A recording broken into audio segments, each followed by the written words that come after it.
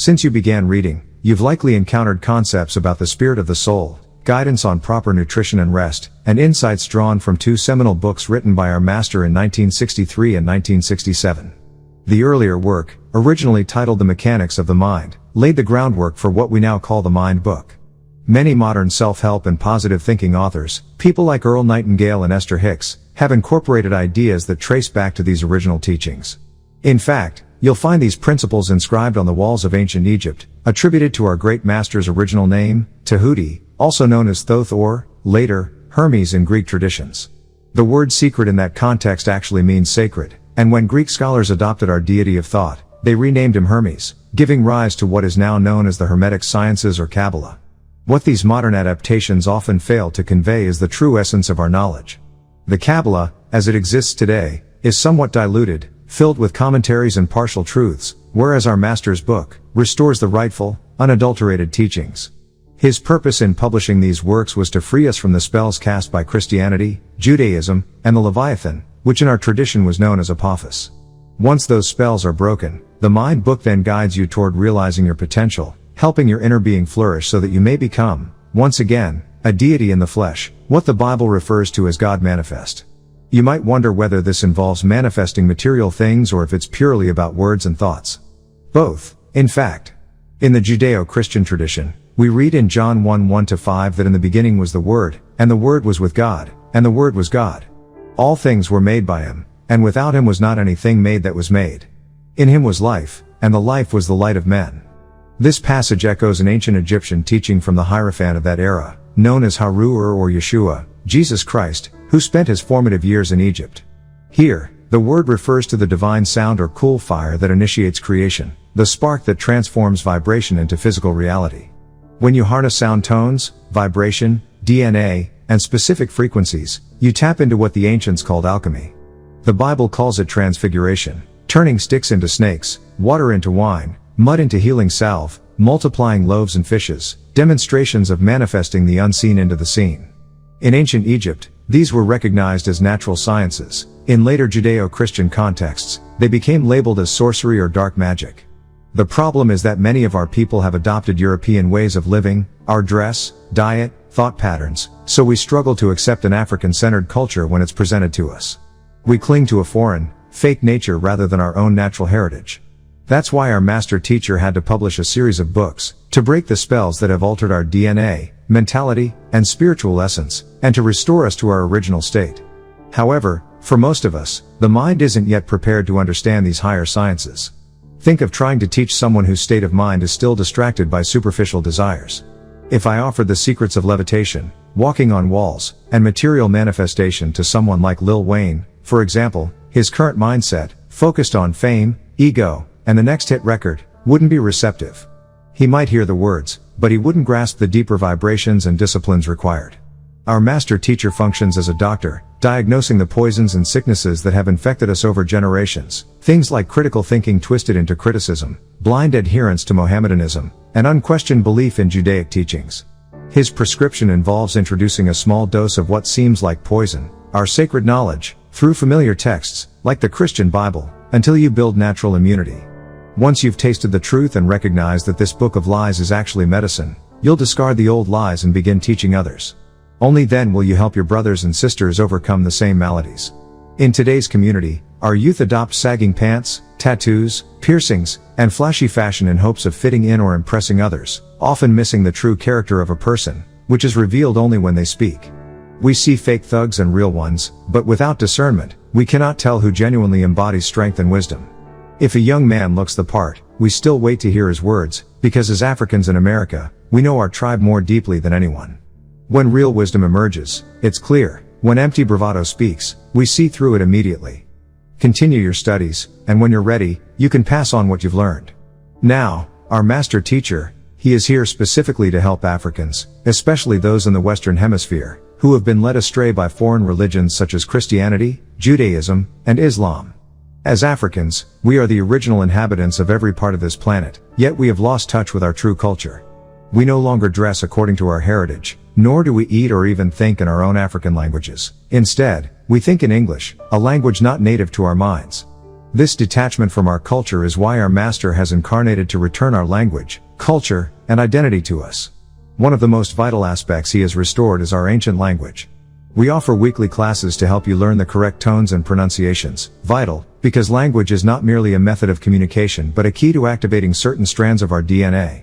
Recall that you began life as a single cell, encoded with a specific genetic blueprint. As that cell multiplied, experiences caused some genes to switch on or off, giving rise to specialized cells, liver cells, bone cells, skin cells, and so on.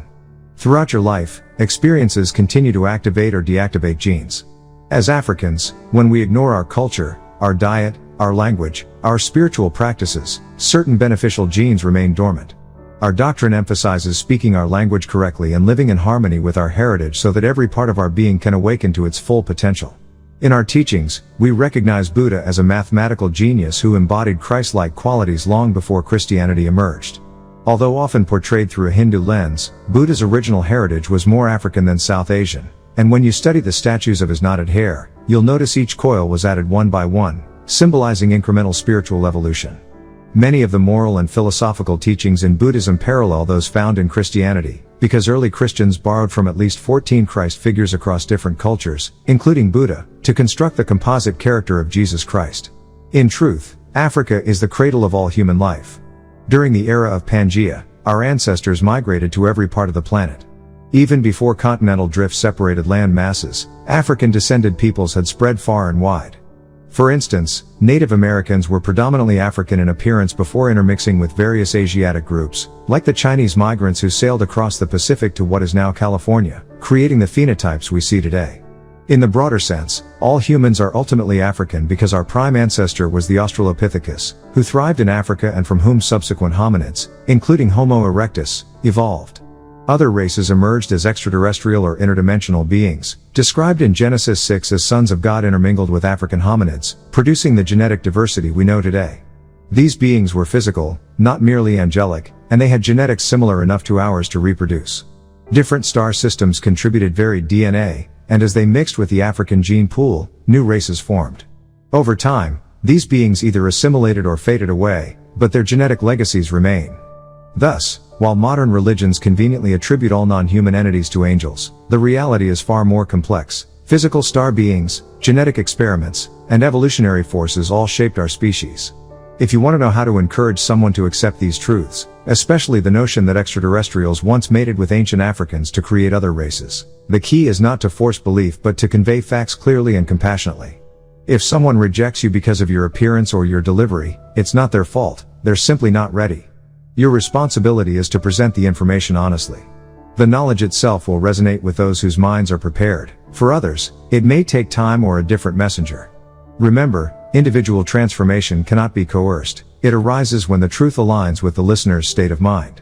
Our teachings aim to dissolve the mental and spiritual constraints that bind us. By learning our language, understanding our history, and applying the principles of sound, vibration, and frequency, you can awaken dormant aspects of your DNA and reclaim your divine heritage. As you continue studying the Mind Book, Your Potential, and our online classes, remain open and inquisitive. When you're ready, share this knowledge with others, help them build immunity to the old poisons, so that together, we may all stand as free, empowered beings, fully aligned with our African lineage and our cosmic purpose. When engaging someone on a topic like creation or the nature of beings, you must begin with what they already believe.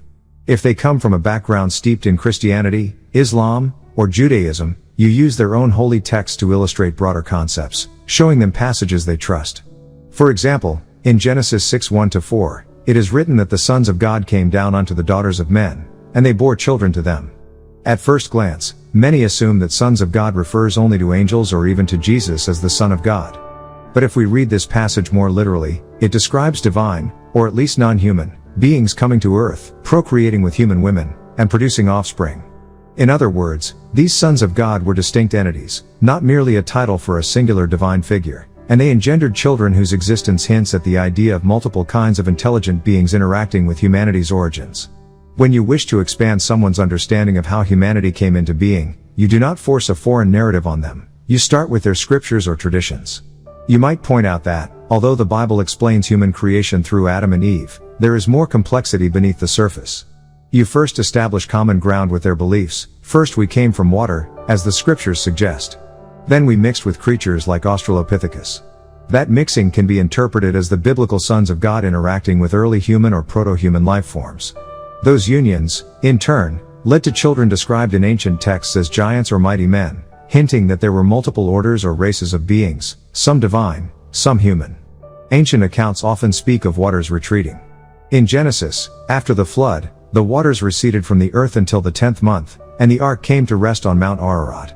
From a different angle, you might say that the gulf of waters withdrew to the land, only to flow again, and that Australopithecus, sometimes called the hominid from the water, continued evolving. In certain esoteric traditions, Australopithecus is referred to as the prime B-planet hominid, indicating a stage in human evolution that corresponds with the biblical account of beings coming down from the sky to mate with early life forms on Earth. Some traditions even propose that the very first inhabitants were female. These water creatures evolved primarily as women who reproduced through parthenogenesis, meaning they could conceive without fertilization.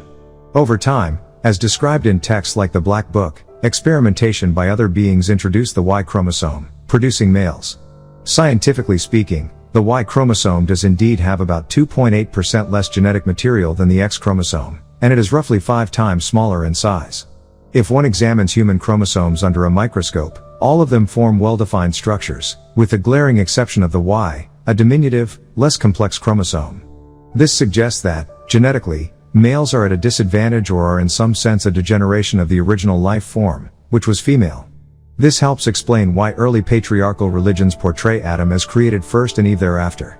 They celebrate Adam's primacy, yet from a genetic and historical standpoint, female beings appear to have existed before males. And if male chromosomes are indeed a sort of genetic defect, explaining why men have nipples, which serve no lactation function, and why Adam would have a belly button, questions often posed to challenge literal readings of Genesis, then the biblical narrative takes on a new dimension. These are not mere oversights but clues. They hint that maleness is not the original or superior form but rather a modification introduced later by divine or extraterrestrial entities. Male anatomy retains vestigial structures, nipples, for instance, that serve no biological purpose, signifying that maleness is a derivative form.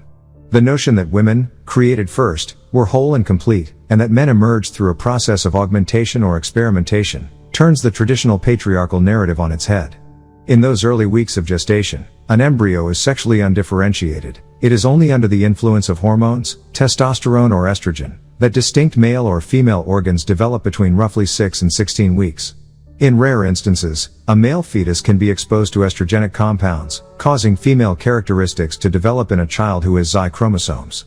This demonstrates that gender is not purely binary or fixed at conception. It is fluid and influenced by chemical and hormonal environments.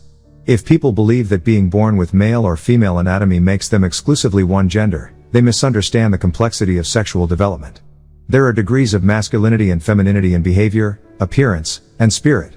Just because someone has male parts does not make them wholly male in every sense, nor does having female parts make someone wholly female.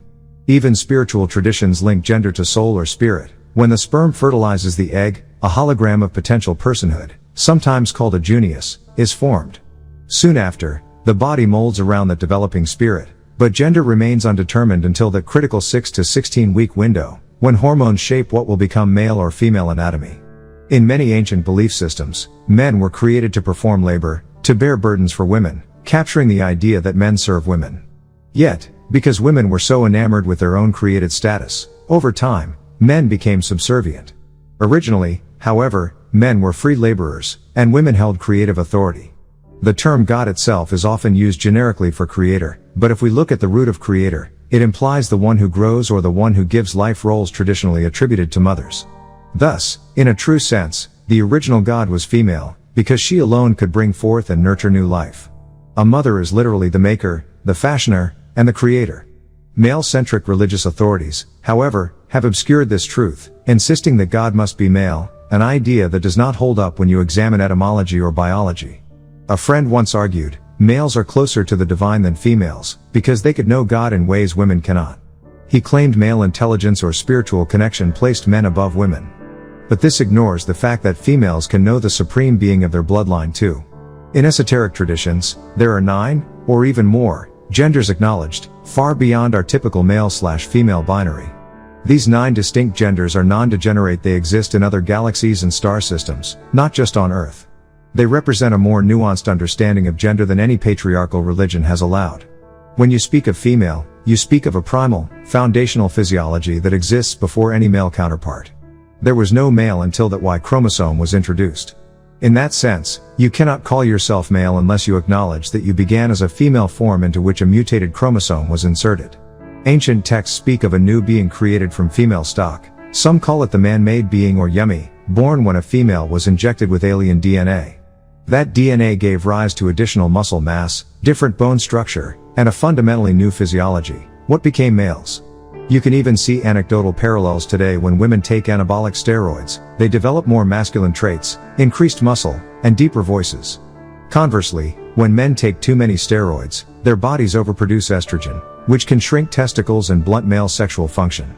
These modern observations echo the ancient narratives. Males are not an original design but a derivative form, a biological experiment with fewer chromosomes.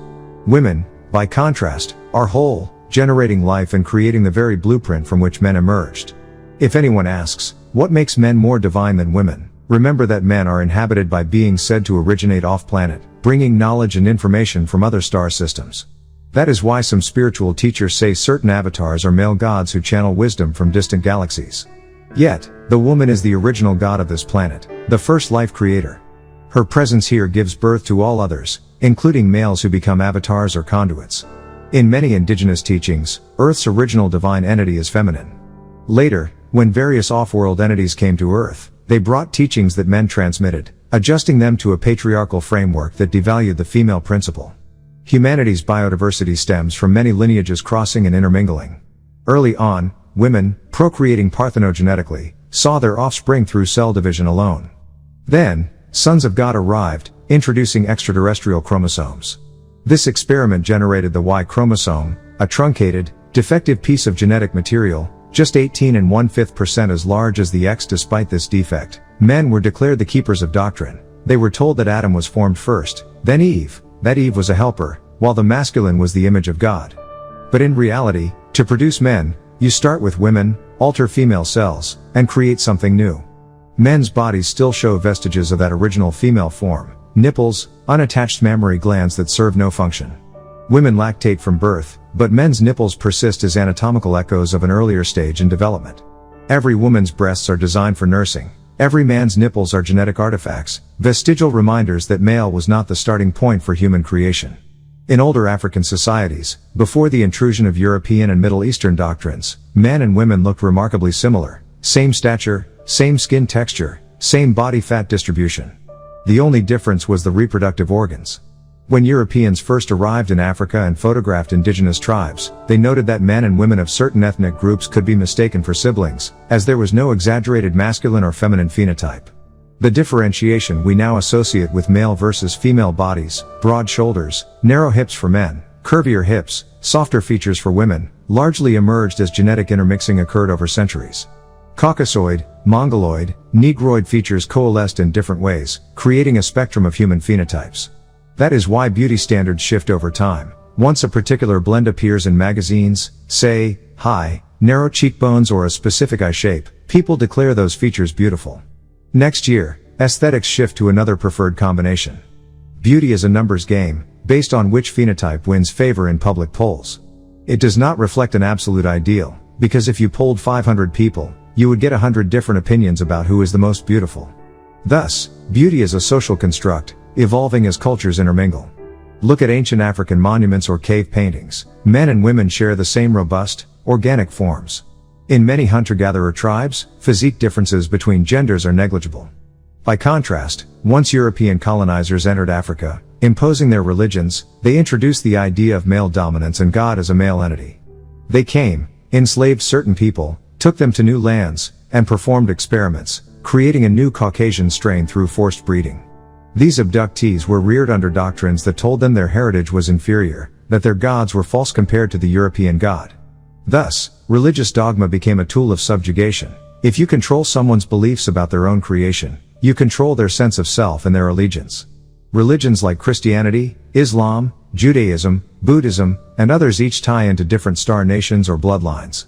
For instance, Mesopotamian traditions worshiped different pantheons, Anu, Enlil, Ishtar, while Nordic cultures revered Odin or Thor. In Africa, the Yoruba would worship Orishas like Olodumare. Each group acknowledged a supreme being connected to a specific cosmic lineage. When Europeans colonized lands, they forced their doctrines, Yahweh, Allah, the Christian Trinity, on conquered peoples, effectively severing them from their ancestral spiritual connections. That rupture created confusion. Someone might identify as African by birth, but their veins carry the blood of numerous lineages, Hindu, Caucasoid, Mongoloid, Semitic, and their spiritual heritage gets jumbled.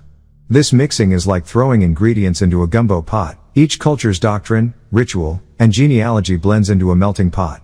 Modern society often preaches free love, peace, or unity, but without understanding our true origins, our primordial mother creator and the myriad beings who seeded Earth, these slogans ring hollow.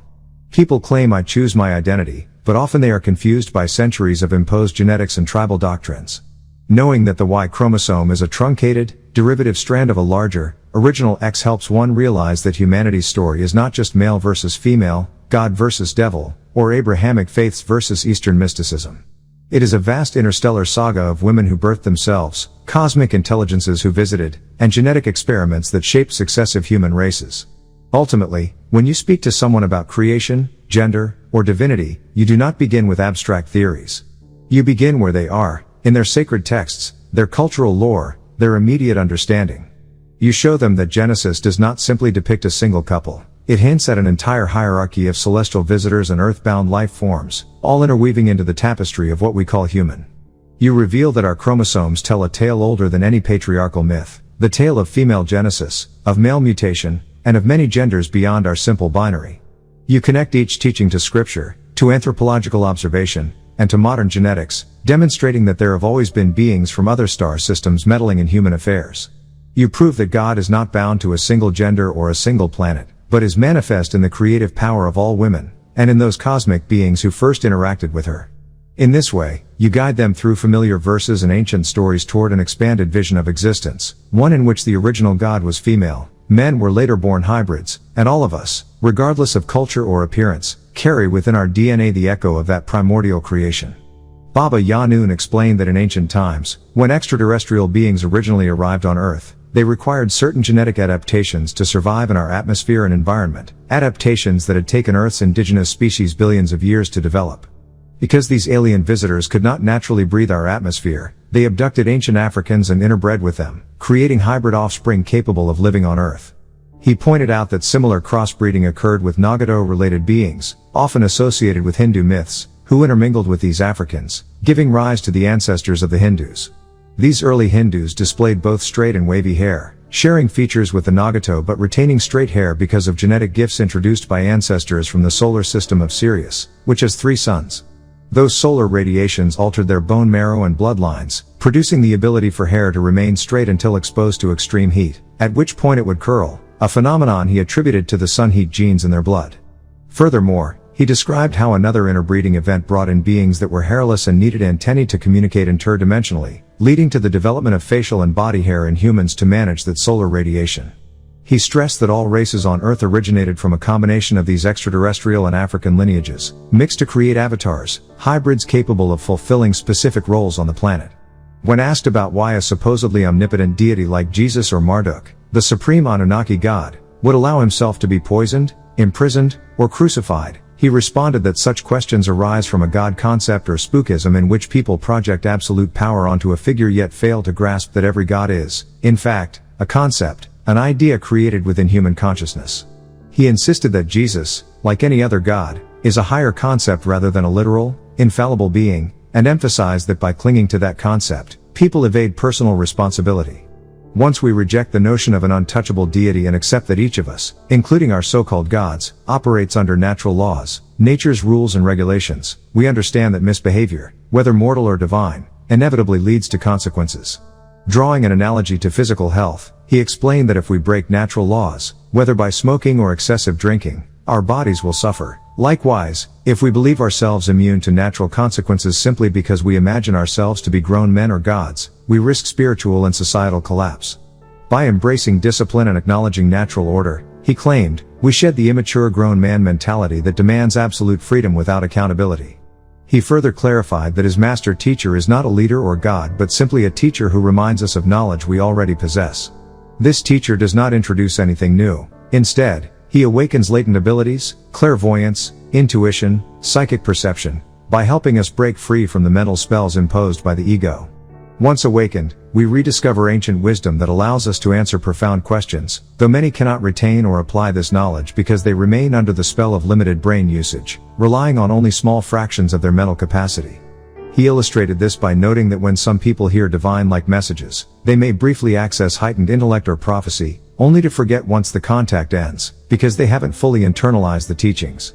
His school tests students by throwing them into challenging situations, diverse social interactions, adversity, and confrontations with unpredictable people, to ensure that they can apply the teachings in real life rather than merely theorizing in isolation. According to him, purely communal or spiritual cloisters that never engage with the world remain untested. Without trials, one's discipline falters at the first sign of real conflict or chaos.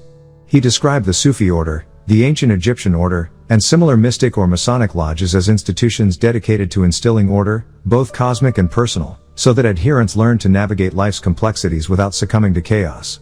If someone cannot align with nature's inherent order, they are deemed unsuitable for the path. They simply do not belong. This is why some seekers, though they may look outwardly like true adherents, fail to assimilate or uphold the principles. He compared the situation to pole mixing. Just as a lion can only socialize with so many animals in a circle, a person who cannot follow the natural laws of his own being will eventually be exposed. He noted that certain scriptures, like those of the ancient Akkadians, appear to have been authored not by the original masters but by later scribes, meaning that readers who assume they are directly acquainted with the master's voice may be misled. The true teachings, he insisted, come from the master's verbal instructions rather than the books themselves. Continuing, he acknowledged that many Africans in America struggle to follow their ancestral teachings because those teachings were disrupted by their displacement and by foreign doctrines, whether Christian, Muslim, or otherwise, that were imposed by the devil, i.e., colonial powers and oppressive systems. He noted that in African contexts, bloodlines, such as the O blood type, serve as markers of original heritage and may hand down ancestral traits more faithfully, whereas mixed lineages often bear the imprint of external influences. Regarding the roles of men and women, he explained that women were traditionally revered as divine within their societies and that men were expected to provide and work. Polygamy was practiced, but with strict guidelines. A man could only take additional wives if he could fully provide for each one, and if the first wife consented. In ancestral culture, the household functioned as a family business, with roles for each person, wife as organizer and secretary, children educated and nurtured within the home, whereas modern American culture emphasizes sexual relationships above all else. Therefore, ancestral teachers advised against practicing polygamy in America because the imbalanced, sex-driven mindset would make it unmanageable. He further elaborated on the science of sexuality. Men in older age should remain sexually active to prevent prostate issues, while women should practice self-preservation by moderating sexual activity to avoid taking on incompatible DNA. He lamented that this scientific, methodical understanding of sex and procreation has been lost, replaced by superficial, commercialized depictions of sex in American media. If people were aware of the deeper arts and sciences of sexuality, they would realign with natural laws and avoid many health and social problems. He summarized that there is a vast complexity to how men and women relate, and that only by reclaiming ancestral knowledge, beyond the limited, doctrine-based religions, can communities restore balance. In Egyptian mythological terms, certain groups of Mongoloids migrated southward and eastward to the shores, while other Africans went westward. Over time, these Africans were converted to Islam. People spoke a form of Arabic down there. We have records of Arabic manuscripts and Egyptian scripts hidden away, even in places like the Grand Canyon. According to NASA technician Matt Cotta, Queen Makita vacationed in these regions. The local people were under a commander known as an Emir, AMR or America rooted. Thus, the African Muslim who came here was called an Emir or Amir, and those early inscriptions record his presence. Those ancient inscriptions also speak of cooling tablets, which described how the planet Earth, or perhaps what we now know as the Moon, broke off from Earth. According to these texts, there were beings, sometimes called Irene, living on the fragment that broke away, which in ancient times we called Sheshki or lunar. Afterward, certain beings would vacation here. To understand this, remember that Pangaea once connected all continents, so our distant ancestors could literally walk from Africa to the land of the frogs, a pre-Columbian name for America. In some indigenous languages, America was referred to as the land of the frogs. This was long before Europeans arrived. When people from Egypt decided to vacation here, they carved symbols and left marks, just as any traveler does when they visit a new place. Today, someone might tag their name with a magic marker on a restroom wall. Back then, they left carvings on stones. Over time, the jungle reclaimed these structures, trees and vines grew over them, so nowadays we see only hills or mountains covered in vegetation, without realizing the pyramidal shapes hidden underneath. For instance, some natural pyramids in the jungle look like mere hills because the vegetation has grown unimpeded for thousands of years. My Supreme Master Teacher, years ago, introduced us to a book called Egyptian Ontology, which explains all of this. Inside, there's discussion of natural pyramids that were once recognized as wonders of the world but later forgotten because sand and vegetation covered them. One such site was even considered a wonder at one point alongside Abu Simbel and the Great Pyramids, but when it became buried under sand, it was omitted from later lists. Restoration teams occasionally clear sand from Abu Simbel so it remains visible. Similarly, if we cleared away the jungle foliage at these natural pyramids, we'd see their true form again. The ancestors of both the Aztecs and Incas were actually already here on the continent before European invasion. Their rulers, often called Olmec, were those original inhabitants, so when the European colonizers arrived and labeled indigenous peoples as Indian, they were unaware that the Aztecs, Incas, and Maya already had complex societies rooted here. Our Supreme Master Teacher also taught that all life originated from aquatic beings or Rashanat, symbolized by serpents and other water creatures. Thus, when those beings first arrived on the land of the frogs, they spoke of ourselves, our human ancestors, who evolved from amphibious creatures in waters that became ancient Egypt on another realm. This is why the frog is a powerful symbol. It represents life both in water and on land. Throughout the Americas, from north to south, we find pyramid-like mounds, carvings, and artifacts that predate what many textbooks call ancient America. The Maya, Inca, and Aztec civilizations didn't simply emerge in isolation. They are directly connected to these earlier inhabitants. For example, natural pyramid mounds, once revered as wonders of the world, sit hidden in jungles across both continents. Our Master Teacher's book covers these places in detail, explaining why they're not as widely known, because sand, soil, and plant growth buried them over millennia. If we excavated them, we'd find their true pyramidal shapes. Another important point, names of American peoples are often misleading. When Europeans arrived, they used their own languages to rename people and places. The word America itself is a compound, derived from Amir, the Arabic word, and aka, meaning cup or vessel in ancient tongues, so the term really describes the land of the Emir's vessel. Through the centuries, these words got jumbled, and we ended up with America, but the original meaning has been forgotten. European colonizers insisted they knew what names meant, then redefined them arbitrarily. This not only applied to place names, but to the names of peoples. Native tribes were labeled Cherokee, Seminole, Creek, Blackfoot, and so on, names imposed by colonialists based on their own categories and misunderstandings. In reality, there were originally 24 distinct races or tribes. Over time, and especially after alien interventions described in various ancient texts, some of these races were wiped out, while others were scattered. Only 3 of the 24 original races officially remain. Our Master Teacher explained that extraterrestrial beings once visited Earth, interbred with humans, and even created hybrid creatures, giants, centaurs, half-man half-goat monsters, and so forth. These accounts describe an era when alien species mingled freely with early humanity, leading to all sorts of crossbreeding. Eventually, many of these races were obliterated when the planet was reset, but traces remain in various indigenous groups today. For example, in South America, places like Peru, Colombia, and Brazil, we find indigenous peoples whose physical features match carvings on ancient pyramids in Mesoamerica. When Hollywood made the film Apocalypto, they filmed in regions where these indigenous people still live. Their appearance closely resembles the figures depicted in ancient murals and carvings, evidence that they are direct descendants of those ancient cultures. As these tribes migrated northward, they formed new clans, which became known by names such as Seminoles, Creeks, Blackfeet, and so on. But those names were given later by colonizers, not by the people themselves. As these movements continued, intermarriage and forced mixing happened over centuries. Europeans, Africans, Asians, all eventually arrived and interbred with the indigenous peoples. That's why we see so much diversity among Native American tribes, as well as mixed race communities throughout both continents. For instance, the population in Mexico today includes many people of mixed heritage, mestizos, whose ancestors combined Native American, European, and even African and Asian lineages. This mixing also explains why some South American tribes resemble groups in North America. They all stem from common ancient ancestors whose names, origins, and migrations have been largely erased from mainstream history. Our master teacher also emphasized that when Europeans translated indigenous words into their own tongues, they often misunderstood or purposely redefined them. This is how modern Christianity splintered into hundreds of sects. Early translators misinterpreted or mistranslated key terms, creating doctrines that differed wildly from one another. If someone today claims to know the true meaning of an ancient word, we must scrutinize their sources. Did they read the original texts, or are they simply repeating second-hand interpretations? Without checking the root texts, you end up leading with your own ideology. Some texts even suggest that at one point there were 24 races, but 21 were wiped out.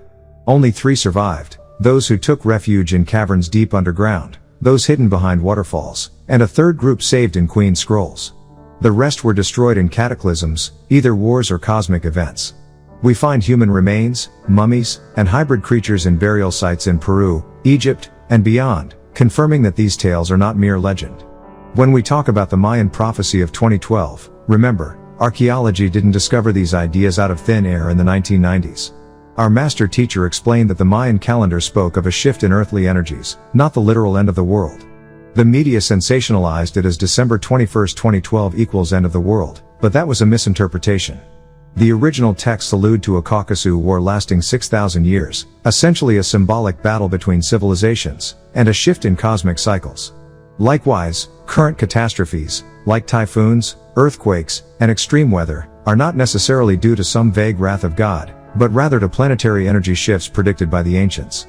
When you see reports of hundreds of thousands dying in a typhoon, in reality the numbers might be lower. Some governments inflate them to manipulate fear.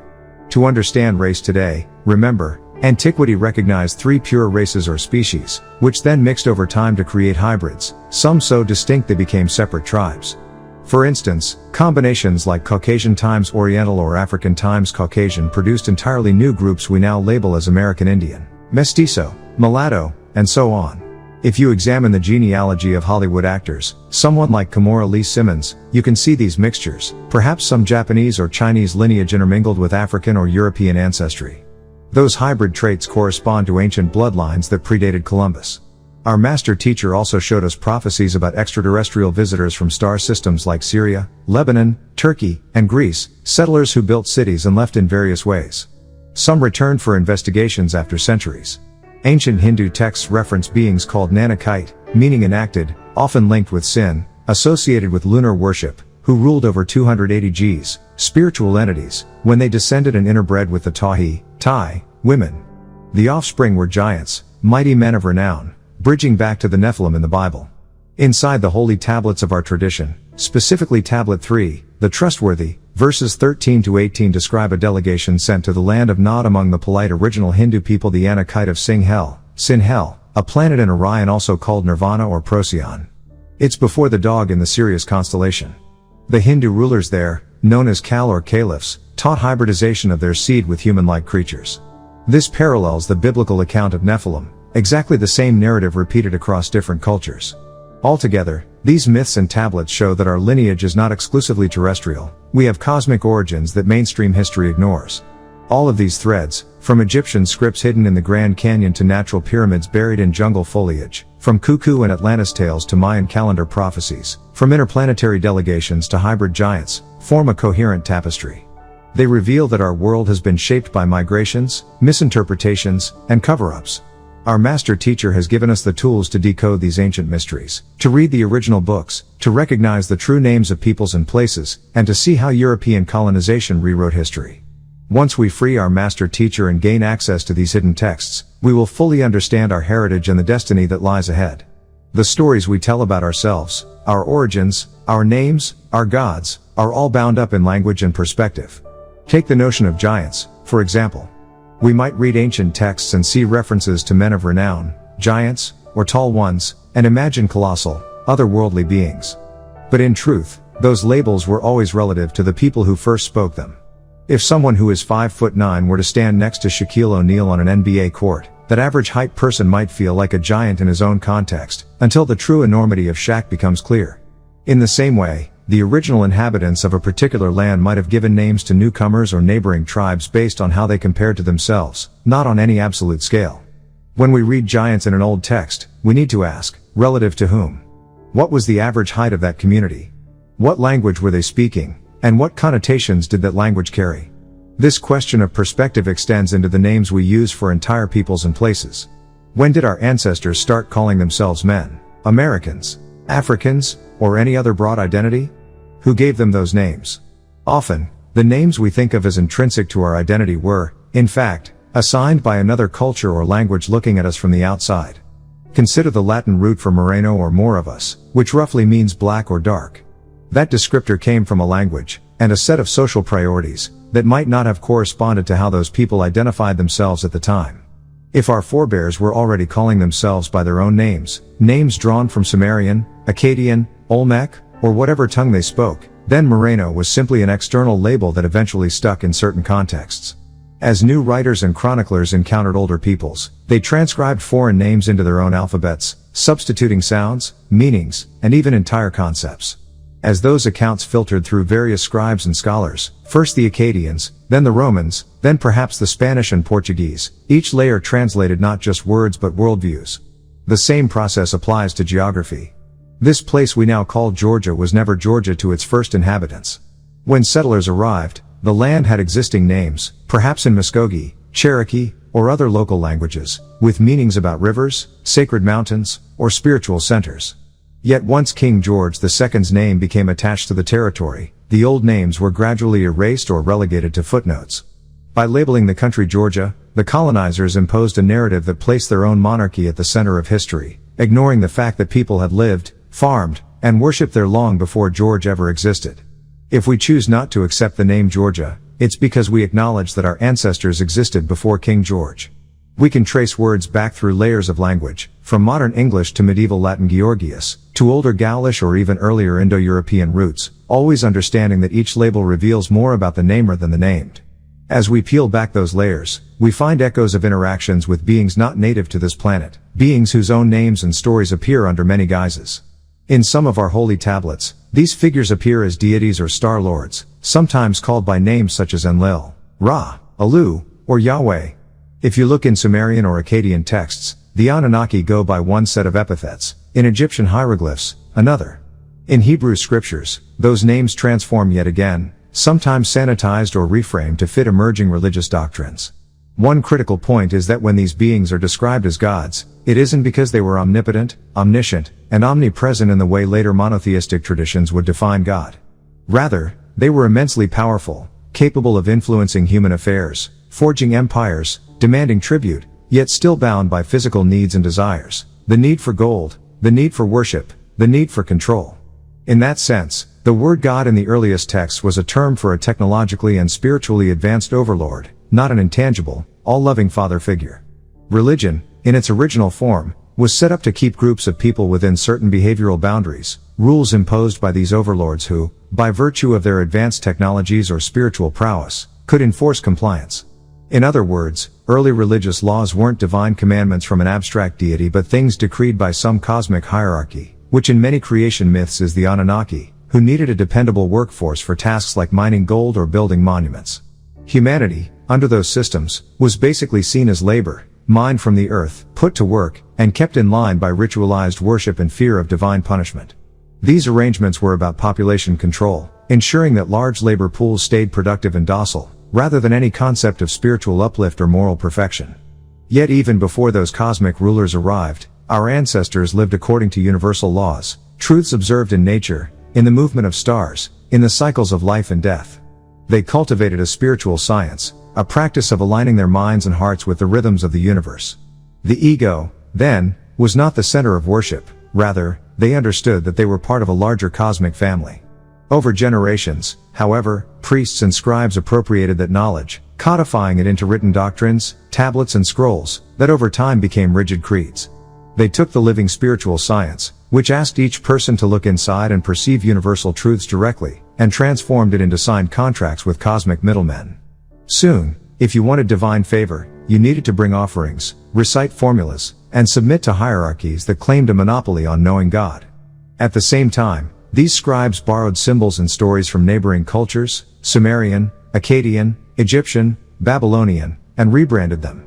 When you compare a modern Torah or Quran to older Mesopotamian texts, you see the same star constellations, the same dragon myths, the same flood legends, just dressed in slightly different cultural fashions. The dragon, for instance, was often a metaphor for Draco, the star constellation, which held real astrological significance. In some stories, cities would subjugate the dragon by sacrificing a damsel or hero to appease it, sacrifices that, in literal terms, meant blood offerings to keep the population in check. The Book of Leviticus, if read historically, is essentially a cookbook for creatures who crave blood. Every ritual meal, every temple sacrifice, reinforced the idea that the gods demanded spilled life, blood, tears, death, in order to spare the masses from worse fates. Thus, early religion was inseparable from a system of domination and fear. Sacrifice one to save many was not merely a moral lesson. It was a chilling, literal policy for population control. Over time, however, people began to question those systems. Even in Hebrew scripture there are passages, like Psalm 82:6 or John 10:34, that hint at something beyond rigid priestly hierarchies. Ye are gods, as the text says, implying that human beings themselves carry a spark of divinity. In other words, these scriptures secretly preserve the older truth. You, as a living soul, created by divine breath, have both the authority and responsibility to govern your own life. If we had faith only in external intermediaries, priests, prophets, angels, or cosmic overlords, then we give away our own power. When a prayer is answered, is it because a transcendent God rewrote the laws of nature, or because our own minds, conditioned by faith and subconscious anticipation, took action? If someone prays for a safe journey and then receives help from a passerby, is that divine intervention, or simply the likelihood that a caring stranger would stop to help? Probability, human empathy, and the wiring of our own brains can account for many miracles without invoking an external puppet master. Yet, the promise of religion is that miracles and blessings prove the existence and benevolence of God. That assumption only holds if you ignore counterexamples: the baby gunned down mid-sermon, the hungry child who dies of starvation despite global wealth, the countless catastrophes that go unheeded even as small prayers are ostensibly answered. If God truly controlled events, why would he prioritize a new set of tires over the cessation of genocide? The imbalance suggests that the divine being pictured in popular monotheism is either indifferent or altogether a human construct, an external authority figure we invent so we don't have to look within and take full responsibility for our lives. This is where the shift from good versus evil to agreeable versus disagreeable becomes crucial. When a being or force is agreeable, it aligns with our values, protects us, nurtures us. When it's disagreeable, it threatens our well-being, exploits us, or ignores our needs. Just as in the animal kingdom, herbivores, carnivores, apex predators, cosmic and terrestrial beings operate along those lines, not along some absolute moral spectrum imposed by a transcendent God. The Pleiadians, for instance, might be agreeable to a certain aspect of humanity, sharing knowledge or healing, while the Anunnaki, as a ruling caste, might demand blood and resources. Neither group is inherently good or evil, they are simply forces with different interests and methods. Seen through this lens, much of what we call religion is simply man-made doctrine layered on top of earlier, more authentic spiritual systems. The Torah, the Quran, the New Testament, they all borrow heavily from earlier Mesopotamian, Egyptian, and Indo-Aryan sources. At every turn, symbols get flipped, narratives get tweaked, and names get changed. The story of a flood in Genesis echoes Sumer's Epic of Gilgamesh. The star narratives are repurposed as moral allegories. The rulership of celestial beings becomes the rulership of invisible angels or demons. The human ego, desperate for certainty and order, clings to legalistic rules and clear commandments, even though those rules were originally designed to keep slaves in line, not to nurture free-spirited, spiritually sovereign individuals. As a result, many modern practitioners give much credit to a god for personal successes, passing a test, recovering from illness, finding a job, while simultaneously bypassing the primal question: why is this same God not intervening in wars, famines, or systemic injustice? The imbalance reveals that we have sacrificed collective well-being on the altar of individual comfort. When we pray for a new car or an A on a test, we take credit away from our own preparation, our own effort, our own social networks. We forget that, in countless cases, it's simply probability, or the kindness of strangers, that brings about the outcome, not some cosmic babysitter. True spiritual science teaches us otherwise. It reminds us that the divine spark resides within each person. We can align our minds with universal principles, learn from the original holy tablets that predate current religions, and see the gods for what they truly were, advanced beings whose needs for labor, worship, and resources once shaped our social systems. If we absorb those lessons, we come to recognize that we don't need an external deity to solve our problems. We need to reclaim our seat of responsibility, to view ourselves as one collective body, a living temple instead of isolated, self-centered individuals waiting for handouts from an invisible benefactor. When the blood sacrifices ended, when the markets shifted from temple tithes to commodity exchanges, when people started reading the scriptures with fresh eyes, the original spiritual science began to re-emerge. Ancient wisdom reminds us that language is not just symbolism, it frames reality. When we rename ourselves, whether as Black, Native, African, or American, we're saying something about who we choose to be, and who we reject. When we challenge the name Georgia for our land, we remind the world, we were here before King George II. When we read about giants and recognize them as tall men relative to the locals, we acknowledge that no myth is neutral, it's always embedded in a cultural context. So why re-examine all of this now? Because we are at a crossroads where hidden histories and cosmic neighbors are converging. As we learn more about the Pleiadians, the Anunnaki, the Orion star systems, and planets like Nirvana, Procyon, we realize these aren't just sci-fi fantasies, they're chapters in a long saga that started long before recorded history. Our lactic neighbors once walked among us, seeded our civilizations, and, in some cases, enslaved us. We see their influence in the dragon myths, the star lore, the sacrificial altars. We see their remnants in ziggurats, pyramids, and the first metallurgical sites. If we piece together this cosmic jigsaw, we gain a clearer picture of who we are, why we're here, and where we might go next. The final frontier is not just outer space, but the inner space of our own minds. When we realize that the gods were, in their own way, neither wholly good nor wholly evil, simply entities acting according to their own natures, we free ourselves from rigid definitions of God as a majestic, absent puppeteer. We begin to see that miracles can be our own potential unfolding, not random acts from without. We come to understand that religion, at its best, can be a framework for collective growth, a way to share knowledge, culture, and spiritual insight, rather than a set of rules imposed by cosmic overlords bent on domination. The journey from giants to gods to us is a continuum of shifting perspectives, shifting names, shifting languages, shifting power dynamics. As we rewrite our own story, we reclaim our collective legacy. We honor our foremothers and forefathers who walked these lands long before any colonial name was inscribed on a map. We question the religious doctrines that told us to bow in fear, and instead revive the universal laws that guided our ancestors to live in harmony with the cosmos. When we do that, we step into a new chapter. One where each of us is both student and teacher, where collective empowerment replaces blind obedience, and where the deepest miracles arise from within our own minds and hearts rather than from some distant, capricious deity. That is the path toward true liberation, a path that transcends labels, reclaims our names, and reconnects us with the living pages of our own shared history.